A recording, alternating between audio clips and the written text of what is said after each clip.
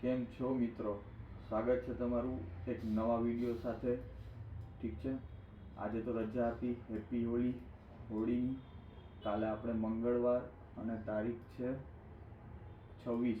જોઈ લઈએ કે કઈ રીતે શું ટ્રેડિંગ કરવું છે, અને વીકલી પ્લાન બી આજે આપણે કરી લઈશું નિફ્ટી અને બેંક નિફ્ટી માટે, જેથી કરીને આપણને આઈડિયા આવે કે આખા વીકમાં હવે કઈ રીતે આપણે ટ્રેડિંગ કરવું છે.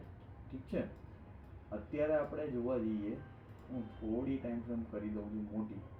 મને ખબર છે કે તમને આમાં નહીં સમજાતું હોય, પણ હું બધું જ એક એક વસ્તુ એક્સપ્લેન કરી દઈશ. ઠીક છે, આ બધું આગળનું એનાલિસિસ હતું કે આ પેટર્ન બનતી હતી, રિવર્સલ પેટર્ન છે. અરાઉન્ડ ત્યાંના લેવલથી માર્કેટ નીચે આવ્યું, સી પોઈન્ટ બી બ્રેક કરી દીધો. ઠીક છે, સેમ એવી પેટર્ન અહીંયા બની હતી, જે રિવર્સલ પેટર્ન છે, અને એ જ પેટર્ન પાછી રિવર્સ થઈ. હું હટાવતો નથી એટલા માટે, બીકોઝ તમને આઈડિયા રહે. તમે જોશો ને તો પછી મારા ચાર્ટમાં જોશો, કાલ સવારે તમે તમારા ખુદના ચાર્ટમાં બી જોઈશો. ઠીક છે, તો તમને પેટર્ન્સ દેખાવા લાગશે, અને કઈ રીતે કેમ પેટર્ન્સ વર્ક કરે છે એનો આઈડિયા આવશે. એટલા માટે થઈને મેં આ પેટર્ન્સ રિમૂવ નથી કરી. ઠીક છે, આ એક્સ એબીસીડી પેટર્ન હતી. ઠીક છે, જ્યાંથી રિવર્સલ આવવાનું હતું બી પોઈન્ટ સુધી, એક્ઝેક્ટ બી પોઈન્ટ સુધી નહોતું આવ્યું, બટ ત્યાં આપણે હાફ બેટ અને જોયું હતું કે ભાઈ રિવર્સલ ત્યાં છે. તો એ રીતેથી આપણને એ સી પોઈન્ટ સુધી એક જ દિવસમાં રેલી આવી હતી. ઠીક છે, તો એ આપણે આઈડેન્ટિફાય કર્યું હતું. પછી કર્યું હતું કે ભાઈ નીચે પાછું આવશે, નીચે આવ્યું, બધું જ બ્રેક થયું. ડી પોઈન્ટ આપણે આઈડેન્ટિફાય કર્યો હતો નિયર બાય, આપણા નિયર બાય ટાર્ગેટ ઉપરથી જ માર્કેટ આખું રિવર્સ થયું છે. અગેન આપણા રેઝિસ્ટન્સ ઝોન પાસે આવી ગયું છે. તો હવે આપણે આ 30 મિનિટની નિફ્ટીની ટાઈમ ફ્રેમ છે. ઠીક છે, હવે આટલો જે ઝોન છે ને મિત્રો, 22,075થી 22,035, તો એટલા ઝોનમાં થોડું ધ્યાન રાખજો. ઠીક છે, ગમે ત્યાંથી રિવર્સ થઈ શકે છે, ગમે ત્યાંથી ડાઉન આવી શકે છે. બરાબર, 22,000ની નીચે તો સેલ છે જ. ઓકે, અને આપણું જે સપોર્ટ ઝોન છે ત્યાંથી જ બાઇંગ આવ્યું છે, તો ચાન્સીસ છે ઉપર જવાનું. આની નીચે તો નહીં જાય એવું લાગતું નથી. લેટ સી, નજીક આવે પછી આઈડિયા આવે. બીકોઝ માર્કેટે કર્યું હતું શું, આપણે એક વખત આગળથી જોઈએ પિક્ચર, કે આ એક સપોર્ટ ઝોન હતો, ત્યાંથી બહુ મોટી રેલી આવી. ઠીક છે, પછી નીચે આ તોડવાની ટ્રાય કરી, સપોર્ટ ઝોન ના તૂટ્યો એટલે પુલ બેક આવ્યું. પુલ બેકથી પછી એણે તોડ્યું. સમજાયું આ વસ્તુ? ઓકે, તોડ્યું, બટ પછી શું થયું માર્કેટમાં, કે તોડી તો દીધું, બટ એણે રિકવરી બી આપી દીધી. અગેન સપોર્ટ ઝોનથી સપોર્ટ લીધો અને પાછું જાય છે આ લેવલ તોડવા માટે. એટલે એને શું કરવું છે કે આપણું આ જે રેઝિસ્ટન્સ છે 22,100થી 22,024, એટલે 30 પકડી શકો, 30-50 જેવું, એની ઉપર ડેલીની ટાઈમ ફ્રેમ ક્લોઝિંગ મળે ને તો આપણે અપ જઈ શકીશું. ઠીક છે, ચાન્સીસ છે સારા એવા, અને રિવર્સલ બી આપણે જોઈ શકીએ કે શાયદ રિવર્સલ બી લાગી જાય. ઓકે, વાત કરીએ બેંક નિફ્ટીની.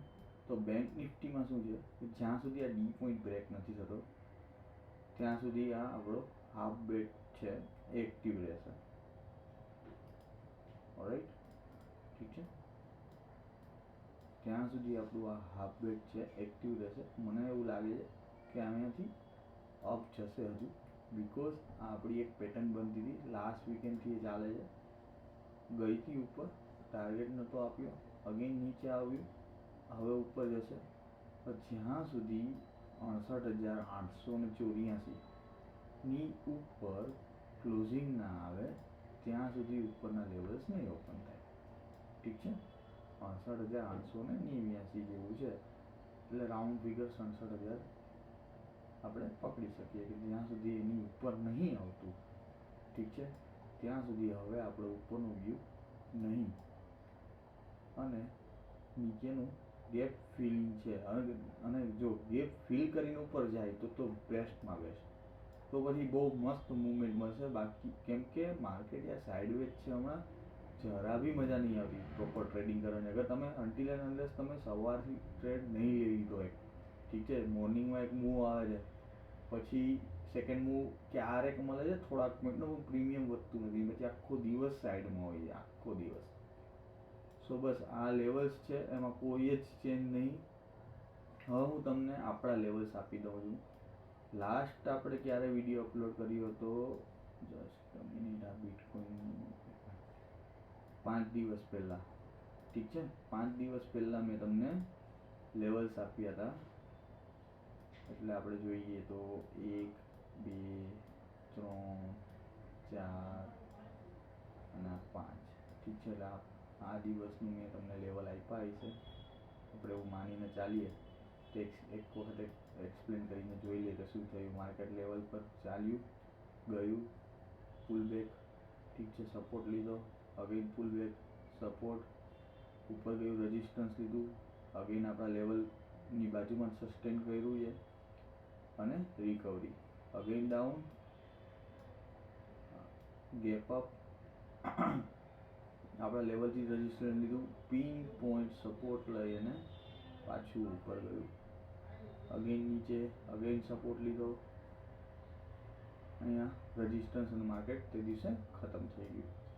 પછી કેપ ડાઉન ઓપન થયું, નીચેથી પાછો સપોર્ટ લઈ, હાઈ તોડીને ઉપર રેઝિસ્ટન્સ લીધું, support, resistance, support, resistance break અને અગેન સપોર્ટ. તો પાછું આ જે આગળથી ફોલો કરે છે કે ભાઈ પેલા ઉપર જવાનું ટ્રાય કરે છે, બ્રેક નહીં કરી શકતું, પાછું નીચે આવે છે ને પછી બ્રેક કરે છે. તો કાલે બી એવું પોસિબલ છે કે યા તો ગેપ ડાઉન ફોર એક્ઝામ્પલ, યા તો ફ્લેટ ઓપન થાય, થોડું નીચે આવે અને પછી આપણા ઉપરના લેવલ બ્રેક કરે, ઠીક છે. આ વસ્તુ હતી નિફ્ટીની. નિફ્ટીમાં લેવલ્સમાં બી કોઈ જ ચેન્જ નહીં. તમે લોકો ઇન્સ્ટાગ્રામમાં મને ફોલો નથી કર્યો તો કરી દો, કેમ કે લાઈવ માર્કેટમાં અગર આ લેવલ્સ ખતમ થઈ જાય છે, માર્કેટ બહુ મુવમેન્ટ આપી દે છે અને લેવલ્સ પછી નહીં હોતા, તો હું તેમાં અપડેટ લાઈવ કરી દઉં છું, ઠીક છે. હજુ બી કોઈ માર્ક નહીં કર્યા હોય તો માર્ક કરી લેજો. તમારા ટ્રેડિંગ વ્યૂમાં બહુ જ યુઝફુલ છે. આખું વીક ચાલ્યું, ઠીક છે. આ આપણા બેંક નિફ્ટીના છે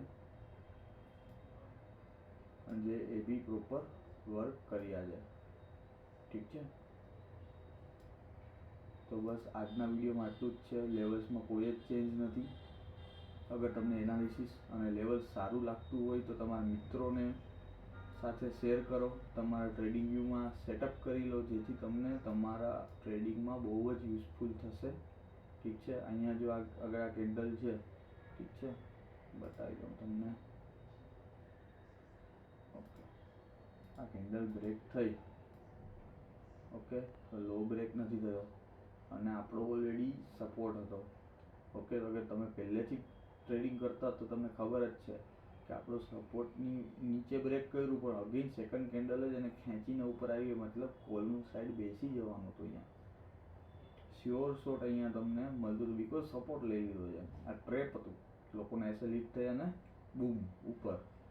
તમે નેક્સ્ટ સપોર્ટ આપણો અહીંયા હતો અને જે બી એક લેવલ તોડે છે તો બીજું લેવલ સુધી એક બ્રેક લે જ છે, સ્ટોપ લે જ છે આપણા લેવલ્સ પર. આપણા લેવલ્સ એવી રીતે જ કામ કરે છે, તમને બી ખબર છે, રાઈટ. પછી એ ટ્રેપ હોય કે કંઈ બી હોય, જેમ કે અહીંયા કેન્ડલ બની હતી, બરાબર, આપણા લેવલ્સ પાસે જ ઉપર આવી, એક્ઝેક્ટ રેઝિસ્ટન્સ ત્યાંથી લીધું. બાકી લોકો એવડી મોટી કેન્ડલ બને એટલે શું, લોકો તો કોલમાં બેસી જવાના છે, રાઈટ. પણ થયું શું કે આપણા લેવલ્સની ઉપર ક્લોઝિંગ જ ના આવ્યું અને બીજી જ કેન્ડલ, આ મિનિમમ 200-300 પોઈન્ટની કેન્ડલ બની છે, 300 પોઈન્ટની આ કેન્ડલ છે લાલ, ઠીક છે. અને ત્રીજી કેન્ડલ બી ડન નીચે. પણ થયું શું, આપણા લેવલ પાસેથી પાછી ઉપર આવી ગઈ, રાઈટ. અગર માર્કેટ ટ્રેપ બી કરે છે તો લેવલ પાસેથી જ કરે છે. એટલે આપણું લેવલ્સ એટલા મસ્ત કામ કરે છે મિત્રો. ફોલો કરો, તમારા મિત્રો સાથે બી શેર કરો, કમેન્ટ કરો. કોઈ બીજા કોઈ સ્ટોકનું બી એનાલિસિસ જોઈતું હોય તો હું નેક્સ્ટ વિડીયોમાં જરૂર અપલોડ કરી દઈશ. અહીંયા સુધી વિડીયો જોઈ લીધો છે તો લાઈક કરી દેજો, થોડો સપોર્ટ કરો. થેન્ક યુ, ધન્યવાદ. મળીએ આપણે કાલે આપણા નવા લેવલ્સ અને નવા એનાલિસિસ સાથે.